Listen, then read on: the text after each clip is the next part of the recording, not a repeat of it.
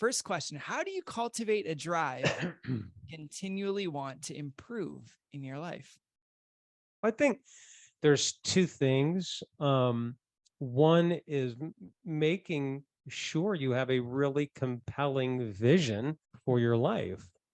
Like vision is a big part of drive and growth and motivation. John Maxwell talks a lot about this in his book, Put Your Dream to the Test, and how many people lack strong motivation because they lack a compelling dream or vision.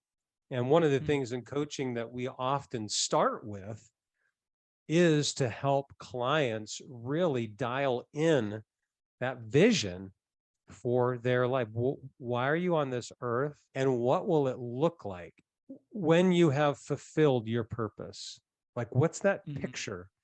What's that ideal picture of the future? If you had to describe your life as a scene from a movie, when the things that you want to see happening and that really matter to you are happening. It's just kind of a creative way to help people start to think about, what is it that I want? And what will it look like, feel like, smell like, taste like when I'm experiencing that? And that exercise is really powerful. We do that a lot. We've done that with hundreds, if not thousands, of clients, of helping them develop life plans. And part of that life planning process is taking the most important areas of your life and describing those areas and their ideal futures in great detail. And doing that creates this vision of what we could be. And the purpose of that is to create pull power, like to pull me forward, to aspire toward that vision. And the more compelling it is and the more detailed it is, the more I can manifest that, and more I have a target, to pursue. So that would be one thing. And very few people do, in fact, have that, a compelling vision. Secondly is surrounding yourself with growing people. It's funny, we were having this conversation in one of my classes that just launched a couple of weeks ago. And some of the people, when they were in the first class, they talked about how they were in this great growth environment with other like-minded people. And some people who'd never read before found themselves like reading daily, and they were like growing, and and they were on this really cool path. One of these groups, there was such a great connection with the people who were part of this mastermind together, now continue to meet together every week. And it's been several months since that class ended. And one of the things they talk about in their continued meetings is what they've been reading. And the one guy was like, wow, every week, he said, I've fallen out of that rhythm.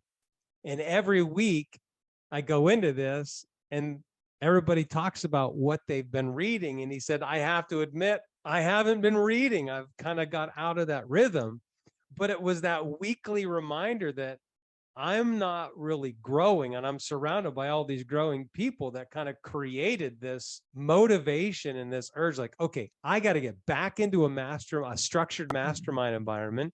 So signing up for this course and now getting back, he just said this week, I'm reading again.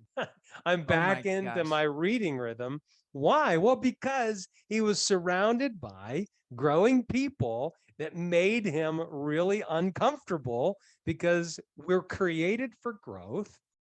And when we're not, and we surround ourselves with growing people, it feels very uncomfortable. It's a really healthy level of accountability.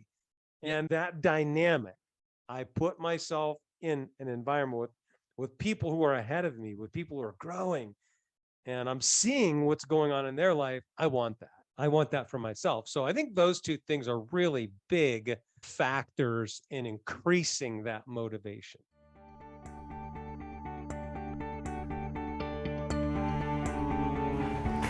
Hey, thanks again for watching today's video. And before you go, subscribe to our YouTube channel and make sure you go to billcoxcoaching.com, sign up for our regular newsletter to help you move from success to significance and lead your life in such a way that you live a legacy. Have a great day.